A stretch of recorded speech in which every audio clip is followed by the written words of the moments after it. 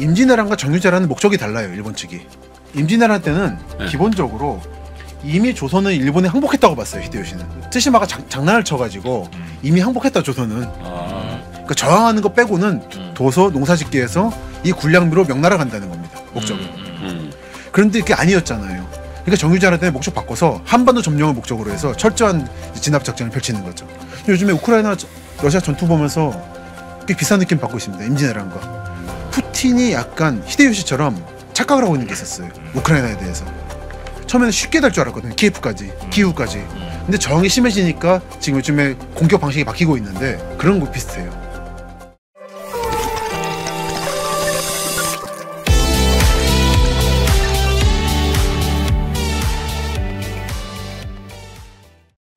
김시덕 박사의 도시아사, 오늘은 여러분을 사대문 안에 꽁꽁 묶어놓도록 하겠습니다. 반갑습니다. 정프로고요. 네, 이프로입니다. 김프로입니다. 네. 자, 그리고 지난 시간 사대문 안에 들어오려다 갑자기 일본으로 소환되신 우리 김시덕 박사님 어서 오십시오. 안녕하십니까. 네, 반갑습니다. 아, 임진왜란 얘기 참 재밌었습니다. 네, 사대문에 들어가려다 일본군이 쳐들어오는 바람에 바로 그냥 들어가다 못 들어갔어요. 네, 오늘은 이제 사대문 안쪽. 사대문 안쪽에도 정말 여긴 뭐 우리 옛 얘기들이 다 켜켜이 쌓여 있는. 그렇지. 다양한 이야기 해주실 네. 거고요. 네. 그렇습니다. 단 서대문은 어디 있냐 이 질문을 하지 말아주셔야 됩니다. 네, 이미 나왔지 않습니까? 잘못 빠지면 그 질문을 하기 시작합니다. 북대문은 어디 있습니까? 아하. 북대문이 없었죠. 왜 사대문이야 근데? 북쪽에는 문이 없었어요 진짜? 북쪽에 이제 시체 빼는 문 아니에요? 그 수구문 같은 건데 네. 막 통수적인 얘기는 있는데 네. 보시죠. 서울 한양 네. 네. 네, 북대문이라고 하지만 북대문이라는 말은 거의 안 숙정문이 쓰죠. 숙정문. 예. 그 자하문 있고 개인적으로 지금 오늘은 이 자하문 말씀을 좀 드릴 생각입니다. 자하문. 이게 고려와 조선을 이어주는 핵심적인 네. 문이기 때문에 지금은 참 존재감이 없는데 그렇죠. 네. 그리고 서대문이 여기 이 근처인 거고 아까 네. 말씀드린 교남동의 약간 동쪽 저 돈이문이라고 했군요. 돈이문. 예. 그리고 숭례문 남대문 삼성병원 있는 데가 또 서대문이었구나. 예. 거기 가보면 성벽이 좀 남아 있습니다. 삼성병원이 저기 자리죠. 원래 경교장 경교장. 경교장이죠. 김구 선생. 그 식민지 때 금광으로 돈 번 금광업자가 집 져서 준 김구한테. 저기서 암살당하신 예. 거죠. 가보면 그 병원 총탄 자국 남아 있고 그렇습니다. 그대로 남겨놨어요. 네. 자, 그럼 오늘은 자하문부터 먼저 좀 본다 이거죠? 예, 문 마저 확인하고 네. 이게 이제 시체 빼는 문이라고 속칭 말해지는 수구문인데 아. 그냥 그건 아닌 것 같고요. 뭐 시체 나갔겠지만 흑인 지문만 보시면은 요거만 독특한데 둘러 있죠 동그랗게. 다른 문은 그냥 평평한데 이 동대문만 둘러 있어요 뭔가가. 그렇더라고요. 이게 무슨 뜻이냐면 문이 보면 동그랗잖아요 이렇게. 네. 차이가 잘 아시겠습니까? 남대문하고 비교해 볼게요. 네. 남대문은 그냥 평평해요. 그러네. 예, 이거는 군사적인 목적과 풍수 목적이 같이 있다고 말이죠. 화성도 저렇게 돼 있지 않나요? 화성도 그렇죠. 수원 화성 보죠. 아 수원으로 나갔습니다 일단. 또 못 들어올 것 같아요. 서대문 안에 경비가 그러면 이렇게 둘러놓죠. 수망합니다. 그러니까 이게 유럽에서의 군사 교리에 따른 건데 적이 그냥 오는 게 아니라 한번 꺾어서 들어오게. 그래서 적이 들어오면 사방 공격을 할 수 있게 우선. 그냥 곧바로 들어오는 게 아니라 시간 지연 좀 시키고. 시간 지연시키는 거예요. 네. 일본 성과도 여기 많이 있고, 근데 이게 동대문에만 있거든요.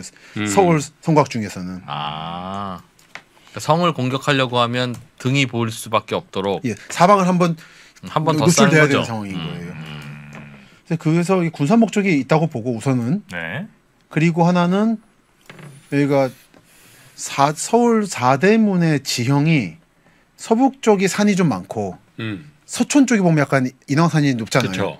그리고 청계천에 가서 남쪽으로는 좀 약간 나지막해지거든요. 강이 많아지고. 그러니까 여기서 기운이 내려간다 생각을 했대요. 이렇게 강물과 함께. 그 기운을 그래서 내려오는 걸 막아내기 위해서, 받아내기 위해서 둥그렇게 둘렀다는 풍수 설명도 있습니다. 이거는 저는 그닥 풍수 얘기를 크게는 신빙하지 않기 때문에 예. 군사 목적이 컸을 거라 생각하는데 네. 확실히 기록을 보면 역시 임진왜란 때 말씀인 건데 고니시 유키나가가 동대문으로 들어올 때 기록이 있거든요. 굉장히 곤욕을 치렀다는 걸로 보여요. 이게 저항이 안 있어서? 뚫려가지고 성 자체를 워낙 튼튼하게 만드니까 못 뚫었대요. 그리고 철 철창사들이 가로막고 있어서 이걸 돌파하는데 오래 걸렸다는 기록이 보이긴 합니다. 근데 이제 돌파하는데 저 문으로만 돌파해야 돼요. 그 옆에 다 그냥 공터 아니에요? 성이 이쪽 있죠. 원래 있었죠. 그 옆에 밀리오레로 들어오면 되는데. 그래서 아니, 지금 뭐 말씀을 잘하셨는데 나지막한 성 아니에요? 그거? 네? 나지막한 담벼락 아니에요? 그거보다는 컸죠. 그래도 그거보다는 높았죠. 그래서 군의식균화가가 말씀처럼 이 성을 뚫는 걸 포기하고 요 청계천 오간수문 예. 이 수문으로 뚫고 들어왔다고. 그쪽이 어디든, 그나마 어디든 다르니까. 뚫으면 되니까. 네. 물론 성 안은 이미 비어 있었습니다. 그 선조가 피신을 하고 그러고 나서 유성룡 징비록을 보면 성 안에 남아 있는 사람들을 긁어 모아 봤는데 한양성은 사실 이게 군사 목적이라기보다는 여기가 행정 경계다라는 걸 보여주는 거거든요. 기본적으로는 조선의 읍성이 좀 그렇습니다. 성격이 크게 말하면 읍성인 건데 중국이나 일본의 성은 정말 전투를 치른다는 목적이 있어요. 딱 견고하게 방위할 수 있는 범위 안으로. 예. 근데 조선은 넓게 잡잖아요. 그리고 산성이 있고 산성에 싸우는 거예요. 아 전쟁 나면 피나는 거기 가서 전투용은 그렇게 쓰고. 예, 이건 평소에 행정구역입니다라고. 남한선성 간다. 울타리. 그렇죠. 그다음에 이거를 실제로 전투 쓰려고 그러니까 너무 넓은 거예요. 지킬 수가 없. 도성 안에 도성이 이렇게 넓어. 그래서 유성룡이 결국은 배친해봤는데 너무 띄엄띄엄하니까 사실 의미가 없었다라고. 그리고 그나마도 다 개성 도망가고 평양 도망가고 해가지고 성만 남은 상태였는데 이걸 하지만 동대문을 뚫는데 오래 걸렸다고 해요. 성은 딱 있는 상태에서 사람은 없었는데 네. 그냥 잠그고 갔는데. 잘 만들어서. 어떻게 잠그고 간 거야? 그래가지고 어느 사람이 그 청계천 안으로 들어가서 이게 뭐지 철봉 같은 거에서 넣어가지고 꺾어서 겨우 들어갔다고 빼서 그래서 열었다고 하는 기록이 보여요. 남대문은 그래서 고니시가 먼저 뚫어서 일본은 점령했고 그러니까 성 안이 일본 군의 점령이 되니까 남대문이 열렸고 그래서 가토는 사실 경쟁 관계니까 누가 빨리 오냐는 문제인데 고니시가 먼저 와보니까 깃발이 펄럭이는 거예요. 고니시 깃발이. 그래서 기분 나빠가지고 문 열어주는데 안 들어가고 그냥 가버렸다고. 나는 그럼 나는 평양 간다. 나는 그럼 왕을 잡겠다 하고. 그래서 결국 왕자를 잡는 거죠. 그래서 이제 경성을 한양을 점령한 건 고니시고 왕자를 잡은 건 갓도라서 누가 더 전공이 높냐가 싸우게 되는. 왕자 누굴 잡은 거야? 저 임해군 순하군이라고 그 선조의 두 아들이죠. 임해군이 글씨를 좀 잘 썼습니다. 순하군은 어렵고. 그래서 일본에 가보면 임해군 글씨라고 하는 게 열 몇 점이 있는데 필체가 다 달라요. 그래서 이 중에 뭐가 진짜인지 모르는 상태. 아 일본으로 잡혀갔어요? 예. 두 왕자가? 잡혀가지 않고 원산 쪽에 잡혀 있었습니다. 함경도로 점령했기 때문에 잠깐 그거 보여드릴게요. 오늘도 임진왜란으로 이러고 있는데 그래도 이게 일단 들어갔잖아요. 뭐. 예, 들어왔으니까 일단 부담 갖지 마시고. 이건 여러분들이 쉽게 못 보실 거라서 저는 그 가토 키요마사가 모셨던 절에 보물창고를 들어왔었기 때문에 주일 스님만 허락을 받아서 보물창고. 예, 보물관이라는 게 있지 않습니까 절에.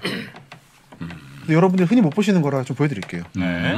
제 전공이 임진왜란을 걸 상기시켜드리기 위해서라도 원래 그쪽이랍니다. 여러분들이 요즘에 도시 말씀만 드리니까 임진왜란도 하시냐고 뭐 이런 말씀을 하시던데 가끔씩 서운할 때가 있습니다. 원래 임진왜란 전공 박사님입니다. 네. 네?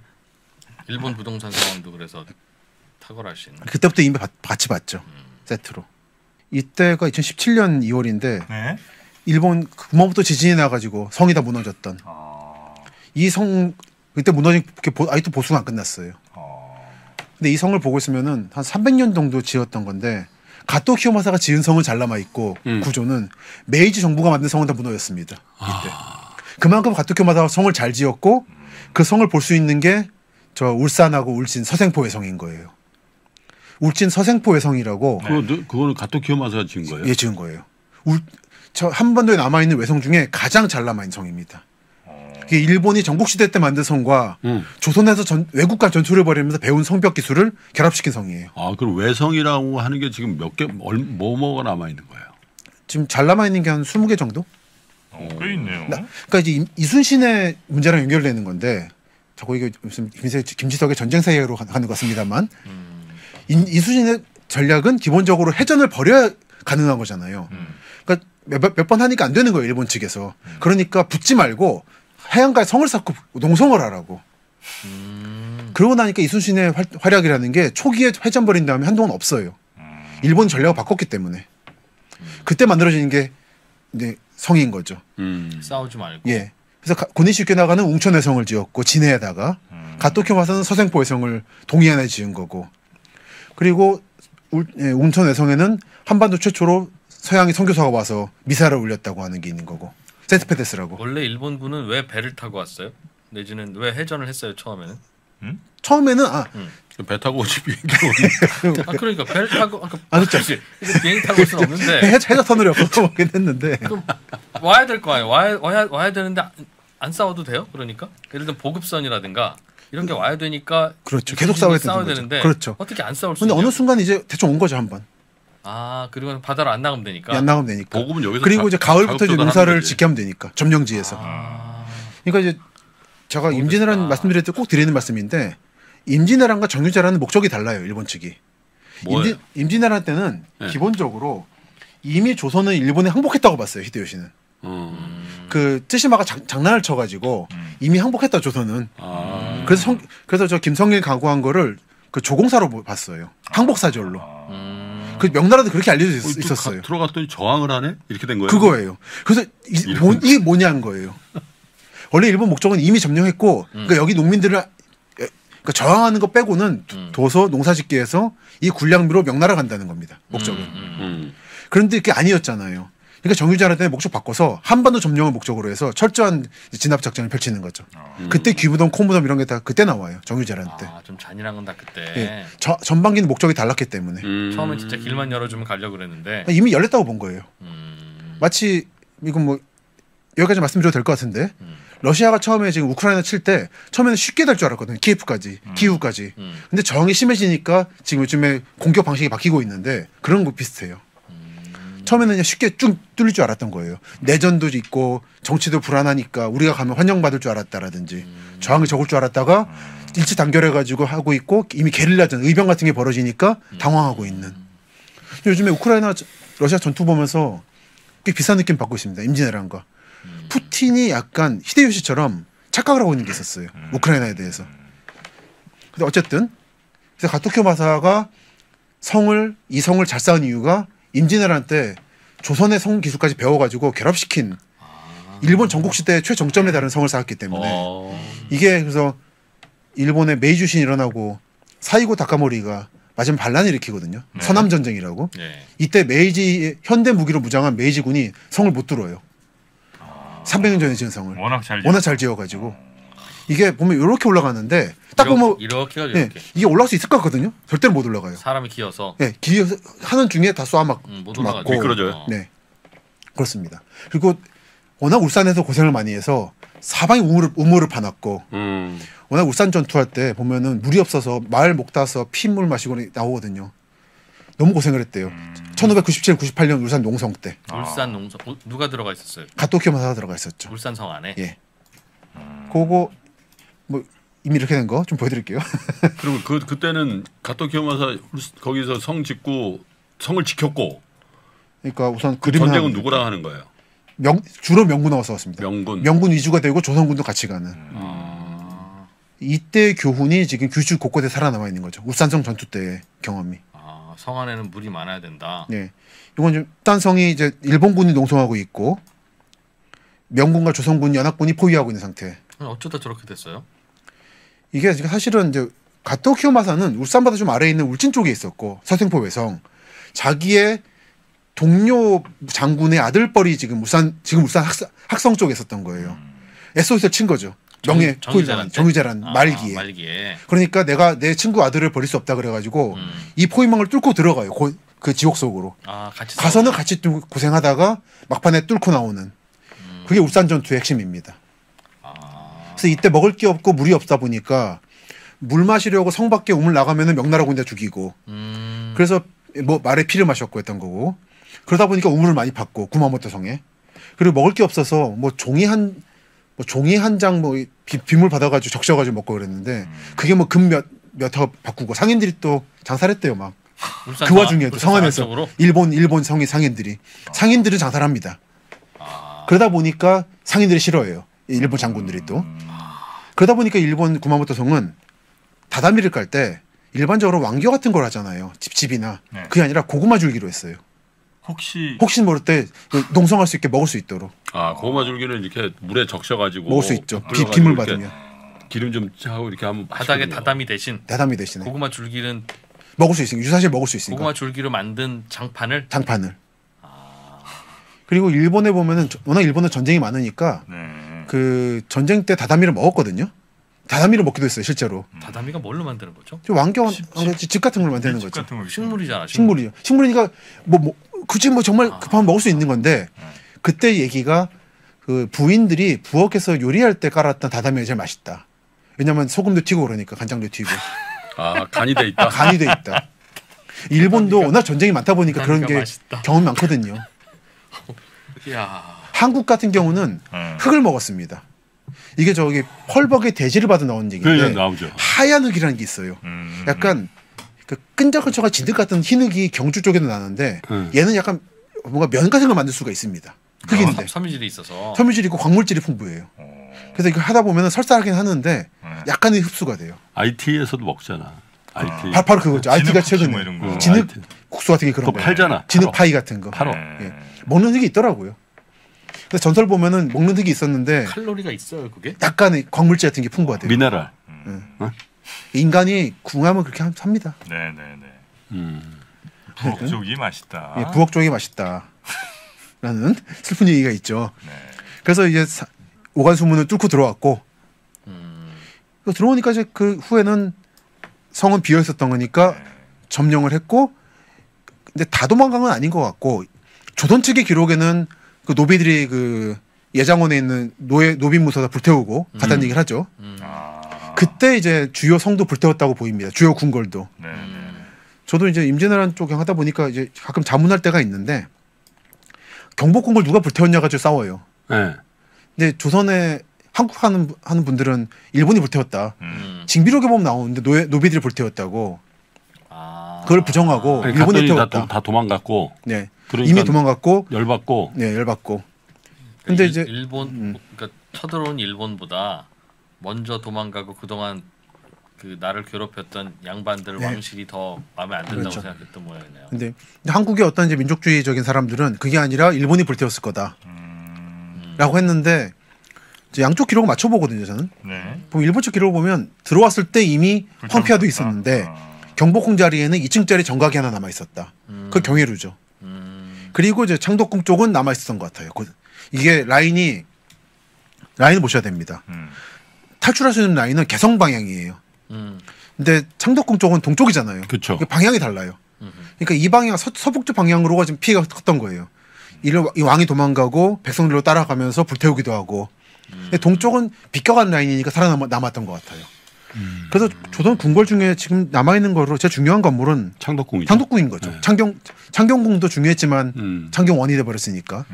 그 경복궁은 한동안 그냥 저렇게 빈 땅이었죠. 소실돼 있는 상태로 있었지. 하다가 대원군이 대원군이 그러니까 당백전 하면서 그게 몇 했던 년도야? 그러면 한 300년 이상 빈 땅이었습니다.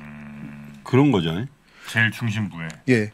그래서 제일 중요한 저부터 남아 있는 걸 봤을 때 제일 중요한 궁은 창덕궁하고 덕수궁입니다. 창덕궁은 조선시대 전기 형태가 남아 있는 것으로서 덕수궁은 조선시대 궁궐 양식과 서양 양식이 섞인 상태로서. 근데 이 두 개를 두고 그러니까 나도 경복궁 가면 약간 횡하잖아요. 좀 뭐라고 느껴지지? 그냥 재건축한 그 그렇습니다. 느낌. 그냥 새 아파트 느낌. 세게 말하면 테마파크예요. 조선시대풍 테마파크. 저는 그렇게 봅니다. 그 얼마 전에 딴 데서도 그 얘기했는데 복원하려면 제대로 하든지 광화문 앞에 총독부 건물이 너무 좀 눈에 띄니까 폭파한 거 이해하는데 경복궁 복원이라는 걸 명문 걸었으면은 건물을 다 하려면 하든지 그거 헐고 나서 그거 어떻게 옛날 국립중앙박물관 그 2층짜리 그거 헐었나요? 그거 김영삼 때 폭파시켰죠. 그것도 없어진 거지? 초록색 그 왜 지붕 입고 있었잖아. 그거 그 돔이 지금 독립기념관에 일부 남아 있죠. 그 서쪽 하늘을 바라보게 해가지고 일본 제국의 패망을 상징한다고 되어 있습니다. 가보면. 그래서 그걸 한 다음에 저는 건물을 복원할 줄 알았는데 이런 박물관도 짓고 새로. 아 그럼 지금 경복궁 안에 있는 건물들은 옛날 그 건물들의 위치가 아니에요? 그러니까 일부는 복원했지만 일부는 그대로 그냥 빈 땅에 남겨뒀죠. 허허벌판으로 있는 땅은 예. 원래 그 벌판 아니다. 원래는 빼곡합니다. 사람 사는 곳이니까. 왜안 만들었을까? 어차피 벌판으로 남기려고. 저 소식 이해가 안 됩니다. 하려면 다 하든지. 이거 어정쩡하게. 다 한 줄 아나 봐요. 가서 얘기 좀 해주세요. 안타깝습니다. 빼먹었나? 그러니까 비를? 저는 외국인들을 많이 데려가는데 전 어. 경복궁은 안 데려가요 개인적으로는. 여기는 안 남아 있고 창덕궁하고 덕수궁이죠. 그런 생각을 합니다. 창덕궁은 참 걸을만해요. 창덕궁 가면 후원. 좋아. 좋습니다. 그죠? 옛날에 비원이라 그랬지. 네? 세트가 돼 있는 거죠. 네. 후원. 네. 네, 그렇고요. 그래서 일본 군들은 창덕궁 이쪽에 묵었던 거고 경복궁은 이미 그때 불태웠던 곳이고 그리고 이제 서북쪽 라인 얘기를 하겠습니다. 초기에 말씀드렸었는데 이번 시리즈 시작하면서 서울시에서 몇 년 전에 아마도 고려 시대부터 남아 있었을 것으로 보이는 길을 조사를 했었어요. 이 빨간 라인이 전부 다 그건데 이 라인이 말하자면 개성간 라인인 거죠. 개성과 남경이라 불리던 한양과의 연결 메인 라인. 그리고 이쪽은 지금의 신설동을 통해서 노원을 통해서 의정부 양주를 거쳐서 개성으로 가는 제2라인. 상당히 돌아가는 건데. 근데 돌아가는 거지만 그쪽도 워낙 중요한 땅이고 양주가 워낙에 큰 고리였다 보니까 그리고 고려 초기에는 수도가 이쪽 지금 장안평이라든지 이쪽에 있었다는 설도 있거든요. 수도가 아니라 한양이. 아 그렇죠. 남경이. 그렇죠. 맞습니다. 그러니까 이쪽이 중요한 거죠. 우리 이쪽 통해서 곧바로 삼남으로 내려갈 수 있으니까. 네. 그 천호동 해가지고 이천에서. 조선시대 한양은 지금 남대문, 동대문, 서대문 있는 그 동네는 아니었다는.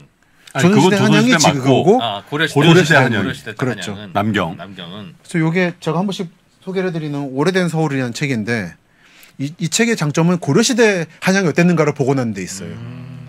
보시면 개성에서 출발을 한 게 네. 장단. 옛날에는 장단군이었고 지금은 6.25 때문에 분단되는 바람에 파주시 장단면이 돼버린 장단 콩이 유명하죠. 그렇죠. 예. 통파를 지나서 파주에서 갈라집니다. 하나는 해음령이라고 되게 중요한 고려 때부터의 역참이 있어요. 절도 있고. 예.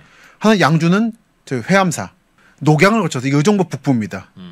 그래서 노원 이름부터 원이잖아요. 뭐 들판 원자긴 한데 네. 원래 중요한 곳이었습니다. 그래서 남경역을 거쳐서 남경역이 아마도 지금의 신설동 오거리 정도. 저 대광고등학교 네. 정도로 봅니다. 하나는 지금의 대충 고향쯤에서 해서 요 라인이 그 지금의 자하문 고향에서 서촌으로 온 라인인 거죠. 네. 뭐냐면은 요 라인. 여기. 우리가 흔히 서촌이라 부르는 라인은 이미 고려 때부터 메인 지역이었다는 거죠. 한양으로 들어오는 남경으로. 남경으로 들어오는. 이게 남경이 중요한 이유가 이제 평양 개성 남경인 건데 네. 한때는 용산 쪽에 수도를 옮기려고 그랬어요 고려가. 실제로 보기도 했대요.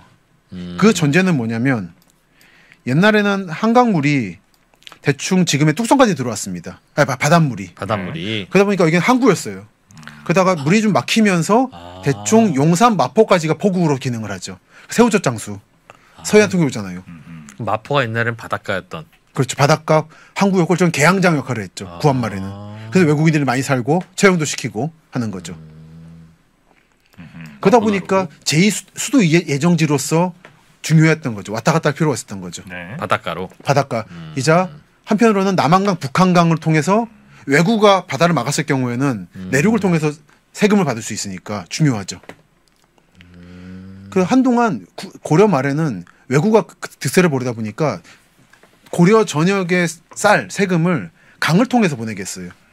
개성, 한양, 남경 쪽으로. 그러다 보니까 서울이 그때부터 중요해지는 역할을 서울로 했죠. 일단 와서 쌀 내려놓고 그렇죠. 거기서부터는 임진강 예성강 통해서 올라가고 평양으로는 육지로 실어 날라야 그렇죠. 되니까 아예 수도가 내려가자 서빙하기 좋게. 그렇습니다. 그리고 이제 몽골의 일부가 된 뒤에는 말을 타게 되니까 네. 개성에서 한양까지 하루만 왔대요 말 타고. 그래서 왕들이 종종 놀러 왔답니다. 한양으로. 예, 하루 왔다 갔다 하는 식으로. 근데 조선 왕들은 잘 안 움직이잖아요. 이게 막 왕실 규범이 있어가지고 떠나지 말고 이런 게 있는데 쿠데타 위험도 있고 세종이 초정리 광천수 눈하러 가고 네네. 정조가 수원 가는 건 좀 예외적 사례죠. 근데 고려 시대는 그렇지는 않았던 것 같아서 유목국가의 일부였다 보니까 많이 타고 다녔습니다. 그러고 보니까 세종대왕 진짜 멀리 갔네. 특이한 거예요. 초정리는 뭐 엄청 먼 거 아니에요? 초정이 어디예요? 저기 충북 쪽 아니에요? 아니지. 온양온천. 아 그래요? 아, 초정이 거기예요? 강원도 아니고? 그 말하는 건 그 온양온천입니다. 아 그래요? 안질환 뭐 이것 때문에. 예.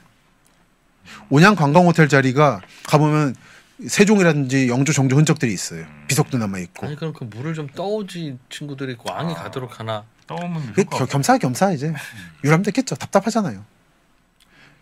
경프로도 한번 가자. 어디요? 초정리. 눈 고치러? 싫어. 세종대왕님께서 고치셨나 모르겠네 근데. 이분이 워낙에 근데 움직이는 거 좀 싫어하고 네. 앉아서 책 보는 거 좋아하고 고기를 좋아하셔가지고 네. 당뇨. 사실 성병. 그거는 거라서 이게 이걸로 낫는 건 아닌 것 같아요. 비만 당뇨. 예. 당뇨, 당뇨 심해지면 이제 녹내장 오고 그러잖아요. 운동을 했었어야 하는 생각을 하죠. 그리고 여담이지만 온양온천은 아산시입니다. 온양시가 아닙니다. 아, 많은 분들이 모르시는데 그냥 지나가는 김에 말씀드렸습니다. 네. 아산시에 위치한 온양온천. 온양온천. 잠깐 온양시가 있었는데 네. 통폐합됐어요. 아산에. 예, 아산에. 지금은 아산시다. 예, 그래서 지금 아산시입니다. 옛날에 작은 시 많았잖아요. 지금 남양- 아산에 무슨 워터파크인가 뭐 큰 거 생겼던데. 아산 스파비스. 스파비스인가? 네. 어. 자, 광고 한번 그거 들어와야죠. 들어오십시오. 네. 그 앞에 한우 고깃집이 엄청 맛있다. 아 한우. 산속에 만들었네요. 석갈비 뭐 이런 거. 예. 맞아. 아 거의 이거는 아산이나 온양하고는 관계없는 저 끝이군요. 산속에다가 구도심하고 관계없는 데다가. 네. 참고로 여기서 왼쪽으로 가면 아산 현대 모터스밸리가 있죠. 그럼 뭔데요? 현대자동차의 실험실 같은 거대한. 보시면 차가 빽빽하지 않습니까? 아 저기다 차예요? 네, 다 차입니다. 와. 꽤 현대 거점 중에 하나입니다. 남양에 있는 연구소하고 함께. 네네. 주차장이에요 저기가? 주차장이죠. 아, 차 만들어 놓고 이제 저 예. 보관해놔야 되니까 뭐 한다고 저렇게 차가 많어? 재고. 재고 아닐 텐데. 아닌 것 같은데 뭐 모터스 밸리니까 뭐 구경 간 거 아니야? 출고센터. 출고센터니까 공장. 출고센터겠죠. 예. 예. 예, 그래서 이제 고려시대 개성에서 한양으로 남경으로 오는 길이 세 가지라는 말씀인 거고 하나가 이제 신설동으로 들어오는 거, 하나가 서촌으로 들어오는 거, 하나가 보시면 청파역이라고. 네. 숙대. 예, 청파. 숙대. 그 청파 서계 그쪽. 네, 숙대. 서울역 서쪽, 서부역 쪽. 네. 네. 지금은 거기 완전히 도심이지만 예전에는 남경이나 한양과는 구분되는 또 다른 이렇게 되었던 거예요. 그리고 만초천이 흐르고 그 만초천 끄트머리에 서울지방경찰청 옆에 서소문 아파트 있는 거 개축한 거. 그래서 영화 괴물을 찍었던 무대가 있는 거고 네네. 옥천 괴물이 나오는. 그래서 남쪽으로 내려가게 되는 거죠. 과천으로 남태령 거쳐서. 요게 고려시대의 상황이라고 이해하시면 됩니다. 네. 이랬고요. 그래서 고려시대의 서울 사대문 구조는 이랬다. 남경. 여기가 신설동 오거리 예. 정도. 한양부.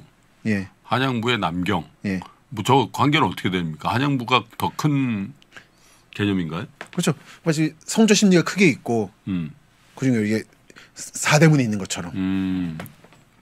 근데 뭐 이건 자연 지형적으로 여기 생길 수밖에 없는 뉴욕시가 거예요. 있고 저게 맨하탄이다 이거죠. 그렇죠, 그러면. 그렇죠. 아니면 이제 세종 혁신 도시에 그 핵심 도심 지역이 있고 나머지 옛날 연기군이 있는 것처럼. 이거요. 지도상에 저게 무슨 가옥들인가요? 저기. 예, 이건 이제 조선 시대 거긴 합니다. 근데 이제 구조는 이렇다라고 보여주는 거죠. 이 중에서도 특히 경복궁의 서북 쪽이 중요했다라고들 추정을 하고 있죠. 서촌. 예, 서촌 쪽. 서촌 부암동 요 위치. 이런 데네. 이게 경복궁인데 서북부 요쪽에 아마 궁이 있었을 것이다. 남경궁이. 남경궁은 따로 있었어요. 예, 남경에 궁이 있어야 되니까 있겠지. 관청으로서 있어야 되니까 건물들이. 그래서 사람들이 흔히 말하는 게 저 풍수를 정말 안 믿는데 그래서 안 믿기 때문에 말씀드리는 건데 청와대가 왜 그렇게 주인들마다 그러냐. 이게 경복궁이 정말 풍수적으로 좋은 땅인데 그 북쪽을 침입하다 보니까 그렇게 너무 사납다 이런 말 하잖아요. 그건 아닌 거예요. 고려 때는 거의 잘 썼거든요. 문제 없이. 600년 갔고. 아 거기가 청와대 근처 자리였다 이런 거예요. 청와대 경복궁 서북 쪽부터 청와대 걸친 지역인 거죠. 이쪽이 메인 라인이었던 거죠. 개성으로 있었을 가는. 것이다. 예. 그러니까 조선이 돼서 개성의 의미가 좀 약해지니까 거기가 끝이 된 거지. 네. 원래는 이게 메인 스트리트입니다. 그러니까 풍수적으로 의미가 없어요. 무슨 뭐 호사가들이 말하는 거는. 저 이거 볼 때마다 그 생각을 하죠. 거기도 완전 산 밑인데 왜 거기다 만들었을까 남경을? 그러니까. 조금만 내려오면 허허벌판인데 청계천 앞에. 그러니까 오히려 허허벌판이 위험하죠. 물 넘치니까. 청계천 넘칠까? 넘치죠. 청계천 넘치는 거 저는 한번 이명박 시장 때 들어가서 봤었는데 물이 콸콸 흐르더라고요. 음모래가 깔려 있는데 마침 그때 비가 내린 다음 날이어가지고 그래서 예. 그러다 보면 지금도 청계천 양쪽으로 길이 약간 가에 붙은 길이 있고 좀 떨어진 길이 있거든요. 떨어진 길이 물이 넘치는 최대 수위인 거예요. 고수부지처럼. 그러니까 서울에 참 땅 없어 보면 그죠? 없어요. 그 산하고 산 사이에만큼 파는데 맞습니다. 강 있는 옆도 못 쓰고 가설 임시로밖에 못 만들고 그러니까 거기에 판자촌이라든지 천막촌, 토막촌이 만들어지는 거죠. 그 사람 살 수 있는 곳은 한정된 겁니다. 하기야 강남을 제외하고 이제 사대문 아니라는 게 다 그냥 워킹 디스턴스 아니야? 워킹 그렇죠. 디스턴스 그지? 조금만 가면 산이고 조금만 가면 언덕. 예를 동대문에서 광화문 가는 것도 종로통으로 쭉 가면 나오는 거 아니야? 거죠 그냥. 그렇습니다. 그지? 강남도 영등포하고 천호가 중요했던 거죠. 네네네. 그 보시면은 이게 1962년에 나온 그 박정희 대통령이 여의도 개발을 본격적으로 하기 전에 일제 때부터 있던 계획을 그냥 계승했던 시점일 건데, 그러니까 원래는 이게 일제 때 계획을 이어가려다가 너무 대규모고 돈도 많이 들고 현실에 안 맞으니까 바꾼 게 한강 개발이거든요. 보면은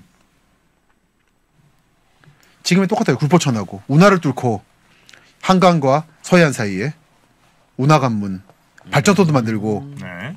계획입니다.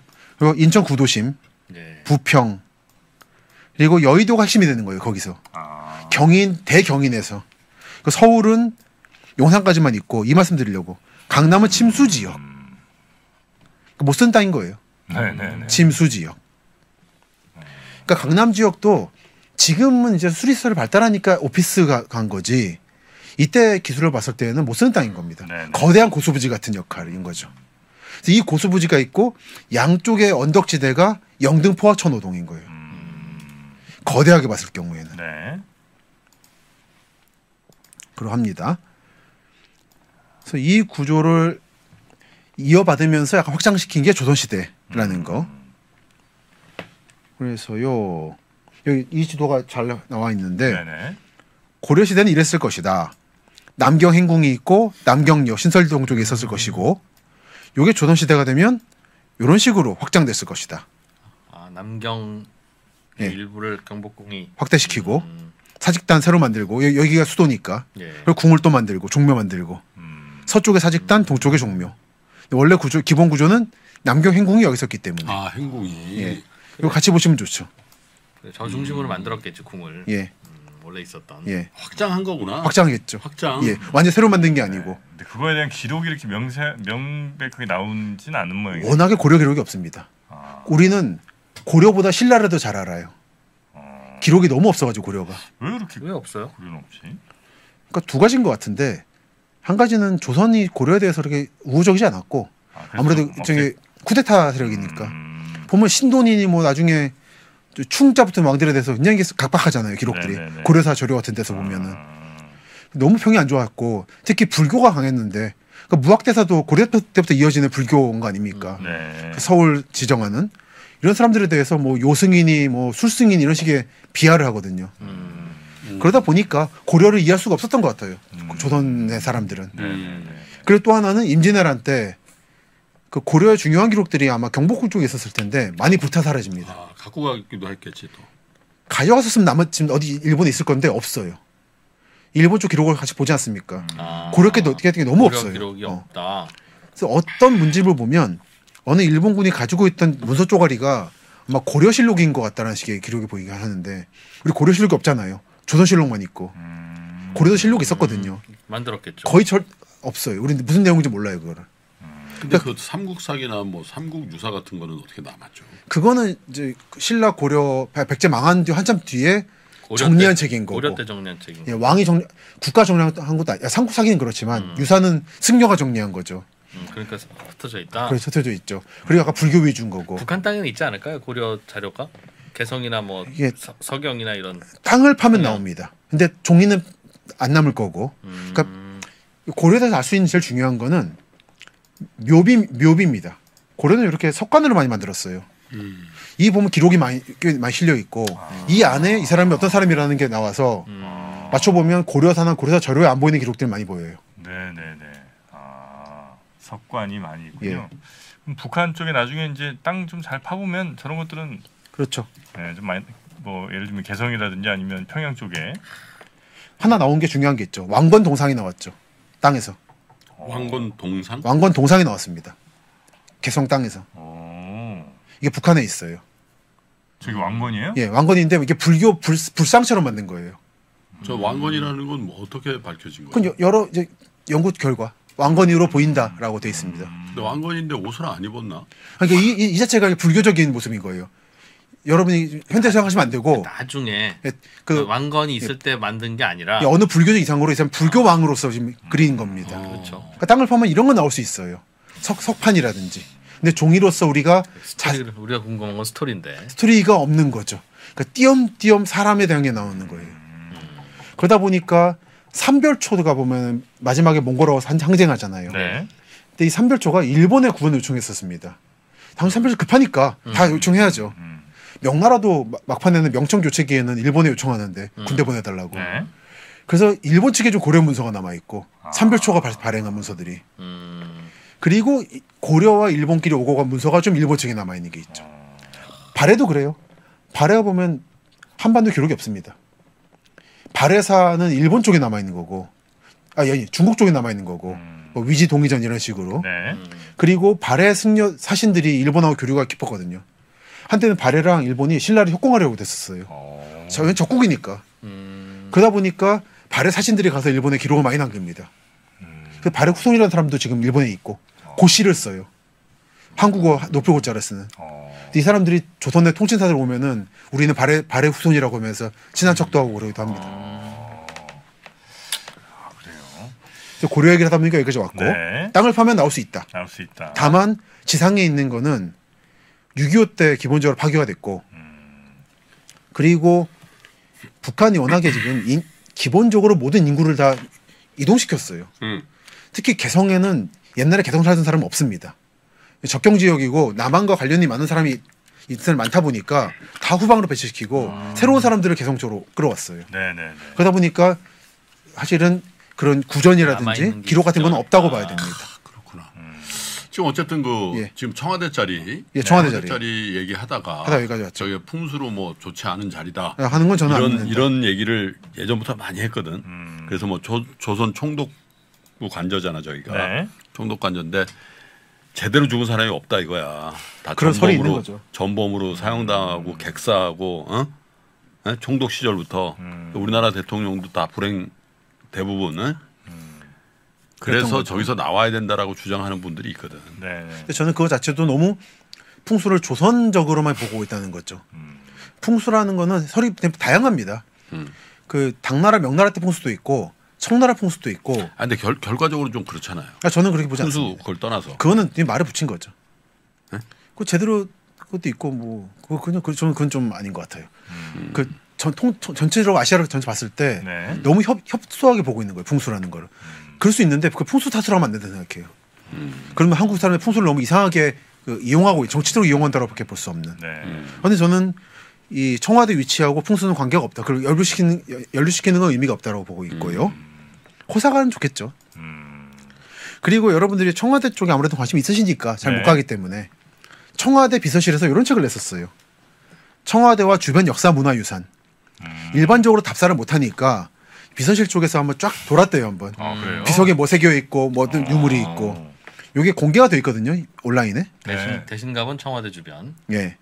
볼 게 좀 있습니까? 거기? 많습니다. 그래서 경호실장이 써 글을 썼고. 네. 경호실장이 책을 쓴 2007년이면 무슨 정부지? 7년이면 딱 그 노무현 정부 말기 말이네. 풀어준 거죠. 잠깐. 그래서 우리나라 서울의 심장부인 청와대일 때는 오래전부터 출입이 통제되어 일반인은 물론 학자들도 역사문화유산을 확인하기 어려움이 많았습니다. 저게 노무현 대통령 때 저 앞에 좀 훨씬 더 자유롭게 볼 수 그렇죠. 있었죠. 그죠? 그제 한양성곽 돌 때 그쪽 지역이 원래 접근이 안 됐었잖아요. 김신조 사건 이후로. 그렇죠. 근데 노무현 때 풀었죠. 네. 그다음에 제가 박근혜 정부 때 갔었는데 뭐 가지 못하긴 안 했는데 자꾸 따라다니더라고요. 사진 찍지 말라는 식으로. 그 뒷길. 네, 그렇습니다. 그래서 이 책은 여러분이 관심 많으실 거라서 소개를 하는 건데 네. 이렇게 지역을 나눠서 북쪽, 서쪽, 경복궁, 청와대, 동쪽해서 했고요. 고려시대의 청와대 자리는 이랬다라는 얘기부터 해서 청와대 자리의 의미를 상세하게 적어놨으니까 혹시 풍수설로 관심 있는 분들은 봐보시기 바랍니다. 네. 맞나 틀리나? 고려 네. 때도 청와대 자리에 뭔가 있었다. 네. 그렇죠? 저희가 그렇죠. 굉장히 힙한데였다는. 힙한되는 거죠. 전 그래서 사실 수도 이전을 바라는 개인적인 이유 중에 하나는 저걸 좀 파보고 싶어가지고 아하. 청와대 자리를 아. 거의 고려 때 흔적이 나올 것 같아서 네네. 청와대가 좀 옮겨가고 예. 나면 거기 서울 사대문에 고려 때 흔적이 너무 없어요. 네네네. 아 저기가 핵심이었어. 핵심이 저게 핵심이니까 한 3m 파면 나올까요? 좀 더 파야 됩니다. 저기는 많이 아파될 것 같습니다. 아 그렇습니까? 예. 근데 조선 때 이미 조선 궁 지을 때 다 파고 뭐 하지 않았을까요? 그러면 조선궁에서 경복궁에서는 벗어나는 지역이니까 그러니까 남경 행궁이 있는 경복궁 서북 쪽은 그랬겠지만 네네네. 파헤쳤겠지만 그 북쪽에 대해서는 약간 버린 것 같아요. 네. 혹시라도 네. 하여튼 그건 이제 저희가 청와대 옮기면 저희가 한번 파는 거를 우리 예. 저 박사님하고 같이 네. 진행해 보겠습니다. 그래서 요까지만. 그래서 이런 식으로 글자가 많이 있는데 네. 일반적으로 여러분 못 보십니다. 접근이 안 돼요. 경호 문제에서. 이 책을 보시면 이런 걸 볼 수 있고 천하제일 뭐예요 저게? 뭐라고? 천하제일 복지 아. 가장 복받은 땅. 그 여기가 중요했던 땅이에요. 그렇게 뭐 풍수적으로 흉하고 누구 글인가요 저게? 볼까요? 뭐 오거란 사람이 썼네요. 뭐고? 누구냐? 3,400년 전에 아 중국 남송 때 사람이 오거란 사람이 쓴 글자를 각자? 모아서 집자한 거다. 그러니까 저건 뭐 제가 볼 땐 아주 오래된 것 같지가 않은데. 근데 그렇네. 그냥 제가 보니까 석공이 판 거야. 근데 3,400년 전에 셌대요. 3,400년 전에 생긴 글자다. 근데 사람이 접근을 많이 안 하니까 낙서도 안 하고 잘 남은 거죠. 그냥 네. 어디 양반들이 석공 데리고 다니면서 여기저기 자기 이름 자기 이름 새기는 것처럼 놀다감 많더라고요. 그런 이것도 있고. 그래서 꽤 천천히 보시면 재밌습니다. 네. 그래서 봐보시길 바라고요. 그래서 청와대와 주변의 그 서촌 얘기는 이 정도면 될 것 같습니다. 네. 저는 딱히 그렇게 크게 관심 있는 건 아니라서. 알겠습니다. 다음에 길이 중요하다는 말씀을 다시 한번 드립니다. 네. 그리고 뭐더 하시려고요? 자문 터널 얘기 왜 그거 한다고 자문. 했잖아요. 자문 중요하다. 네, 지금 그 얘기 좀 드리려고요. 네. 자교교회하고 종교교회가 있죠, 이쪽에. 네.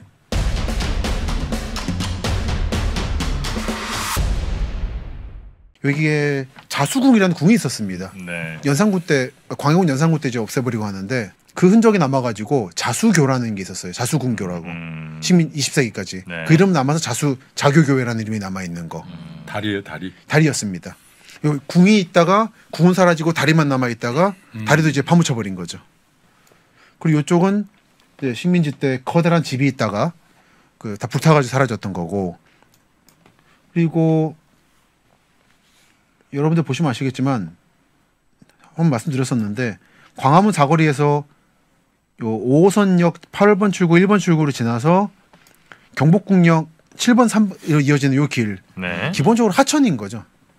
복개천 그 얘기는 저번 들었었죠. 네. 그리고 여기가 우리 청계천의 주요 본류 중에 하나인데 청계천 복원을 한다고 하지만 이쪽으로 손을 못 대고 있는. 이거 손 댔다가는 너무 공사가 커지기 때문에 그래서 그런 의미에서 청계천 복원은 아직도 끝나진 않았다. 라는 정도면 될 것 같고요. 네. 일단 요 정도 끝낼까요? 알겠습니다. 일단은 네, 일단은 오늘은 요 정도. 정도로 네. 비싼 땅들. 정리를 한번 해보고요. 사대문 안의 이야기는 또 워낙 뭐 그래서 너무 많이 좀 있을 테니까 그것도 네. 다음 시간에 이어서 또 네. 청해 듣도록 하겠습니다. 네. 자, 오늘도 저희를 사대문 안쪽 아주 재밌는 곳으로 인도해 주신 우리 김시덕 박사님 대단히 고맙습니다. 감사합니다. 감사합니다.